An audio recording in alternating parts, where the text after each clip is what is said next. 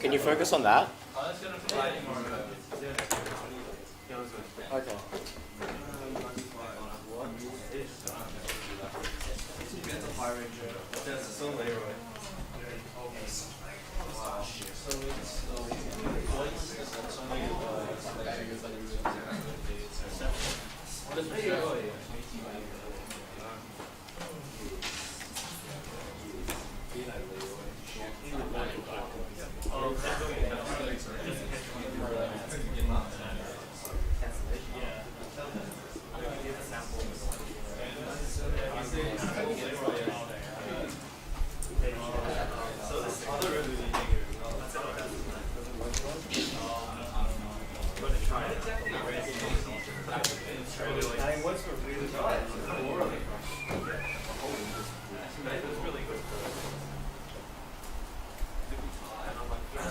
Alright, you guys want to get going?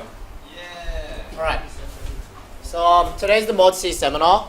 We'll be breaking this off into I guess, 2 or 3 major segments. First of which is an analysis of the course, should last about 20 to 30 minutes.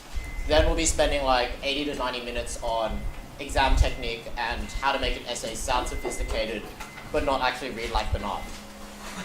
So to start off, we'll probably go with the rubric. In general breakdown, there's only 3 or 4 main things you need to listen to. First of which is talking about representation of events, personalities, and situations. This is just rubric stuff, go pull it up for yourself. It's not too hard, but events, personality, situations, that are just 3 things you have to be looking at. They evaluate how a medium of production, textual form, perspective, and choice of language influence meaning. So this pretty much defines what type of questions you're going to get. You can either get one on concepts, textual form, which is sort of medium of production, and then choice of language, which is part of textual form. So really it's only either textual form or it's concepts, but most of the time it's concepts. Then they talk about representation between, relationship between representation and meaning. And this is the major part, pretty much all the essays I've read, minus probably the 20s, that are really 20s, not 19/20s, have missed out on, which is the linking between what they're showing and what they mean, or some greater understanding. What's on the board right now is what I'm going to go into as the analysis of the course and how pretty much I frame looking at this entire module as a whole and how my analysis comes along. And then the final thing in the rubric is how various textual forms offer different versions and perspectives for a range of audiences and purposes. And that's pretty much saying that different text types by different people can offer different opinions. And that's pretty much your entire Mod C. We're just talking about how different people give different opinions and how these different opinions form some greater understanding, some greater idea about truth and whatnot. Okay, so we've done a brief breakdown of the rubric. So the actual breakdown of the course and what they're aiming to do in this module of, I think it's critical analysis, is it? Something like that. The idea is how, it's centric around how events, people, and periods of time, so that's your first 3 words of events, personality, situations, are perceived differently by different people. And that's either because they have different values, different circumstances, and these are things you're going to have to analyze, right? So you have to make a judgment about what these things tell you. When you see Caesar turning away the soothsayer, you're not supposed to just say, he's turning away the soothsayer. That's recounting the story. You're supposed to say something along the lines of, he's delving into the realms of beyond superstition, ignoring the heavy superstition at that time, showing that he's somewhat of a deity in that sense, that heavy arrogance that overpowers everything, right? These are conclusions you have to make from things. You have to extrapolate ideas, right? And then you have to explain why these conflicting perspectives exist. So this is because of different values, different motives, different backgrounds, different social class, and these things can be extrapolated from these quotes or examples like that. And then you also have to do something about mentioning how they're inevitable because nobody's the same and this is in communist Russia.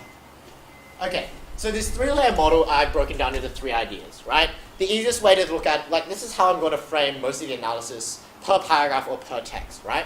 You have a look at it in 3 layers. First of which is the composer from outside the text, how they portray people inside the text, right? So it's how people are written about, the language the composer uses to describe the people, and things like that. That's your first layer. The second layer is inside the text, how do these characters portray each other? So when you see Brutus and Cassius talking about the plebeians, and like how they're worthless or worthless and trash, actually it wasn't probably, it was Flavius or somebody. Yeah, it was in the beginning, yeah. Right? In the beginning they're talking about the plebeians as worse than trash. That's a perception or portrayal by the characters from within the text. And then finally, the last layer is your receptions. So when you read this, what is the meaning you gain? What understanding do you gain? And pretty much with every example, or like with every text, you have to be going through each one of these layers. So go into the first major layer of how does the author or composer like portray ideas within the text. And this is pretty much trying to say is, when we're looking at a text, what values or ideas does the composer bring to the text? What ideas is he trying to put out? Like, this is where you define the concepts and values. So for the first example, we'll take Julius Caesar and how it's presented, right? So pretty much, Shakespeare comes into the text and sort of says that, like, okay, Caesar's like pretty much this godlike figure. He has holidays after him. People bow down and make way for him everywhere. So it's sort of like either a god king or like a really important person, yeah? And that's his perception. But it's also a comment on, like, it's also bringing in aspects from Shakespeare's society, right? You don't want to be focusing too much on context. Like, at most, I put like 8 words at most, and that's your limit, 8 words of context. But it's pretty much trying to bring in composer's values and the concepts, right? So for here, we're trying to bring in the idea of power, and he presents it through Shakespeare. And then that presentation is how it is, right? And then in Julius Caesar, also we have the plebeians, right? They have pretty much no individual voice. So Shakespeare's portrayal of the plebeians would be how they instantly hawk over whoever's most important at that period of time. If you take, for example, I think it's Brutus and Antony's speeches, when the crowd suddenly switches sides, that's because Shakespeare is portraying them as fickle. And that's Shakespeare's portrayal of the fickleness of the crowd, right? So that's your first layer of how they're initially presented, okay? Now, the second layer is how characters perceive each other. And from this, you're supposed to start drawing more conclusions out.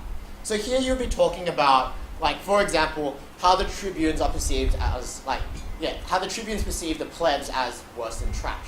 Now, from this, we're trying to see, okay, they have a perception of each other that one is much higher than the other in terms of social class, yeah? We have the tribunes at the top and we have the plebs at the bottom. What we extrapolate from this is we have a really rigid social class, right? This is like an extrapolation and analysis you have to make. And this is something you also have to state. And then from this rigid social class, we have this elitist society.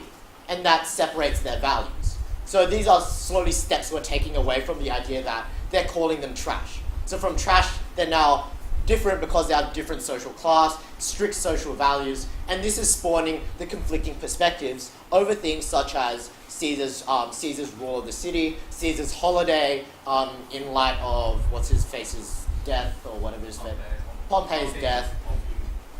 Right, so what we see is, from the beginning, we come to some conclusion that these conflicting perspectives arise because of these disparate scenarios of social class. And that's pretty much your second layer. And when you're going through like your text, you want to be looking at these different portrayals. So finally, the last layer we're looking at is how the reader like responds to these perspectives. And pretty much, this is how you sort of tie it to your thesis, which I'll go into about how you build on a bit later. And the idea is, this is where you sort of tie it to the question. Say we're given, I don't know, the same question that we had for our task, which was, actually I don't even have the question on my page. Or how the representation of conflicting perspectives leads to a greater understanding of the complexities of differing ideas. Right, so a greater understanding of complexity of different ideas, yeah? This is where, in your paragraph, if you mention all three, you finally mention it here, after maybe like saying it once or twice in the beginning. And that's where just like, okay, from this we understand that like hierarchy or power is a very complex issue where it's not formed because it's just people don't like each other, but because these are ingrained in society, because these are instilled values, because they're atemporal. Throw some buzzwords from the last day, right? So in that we have pretty much our three main, I guess, areas that we're discussing. If you want to add on more to your third layer, you can try to tie to some philosophical understanding, complexities in human decision making, and intrinsic human values. They're just fancy buzzwords to add, just saying that it's got some deeper value to me individually, or like the respondent who reads this text. So coming off that, I probably should say, has everyone got like Caesar with them? No, maybe one. We probably could do an exercise on just, okay, if you don't have you at least got your essays here? Okay, so what I want you to do is grab out your essay. If you have a digital copy, that's fine. And then give it to the guy next to you. Find their first Caesar paragraph. And you have 3 minutes to see whether you can identify each one of these aspects.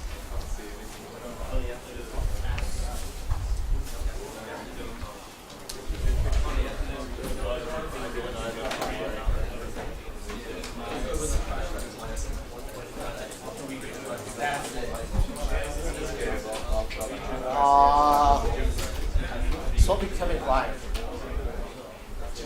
Kevin, have you got your essay? Can you swap with David?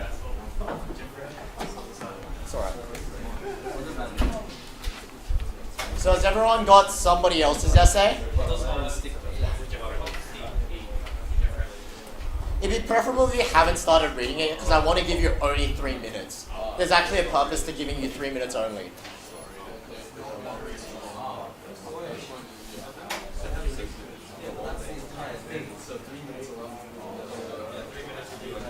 Alright, everyone ready? Wait, okay.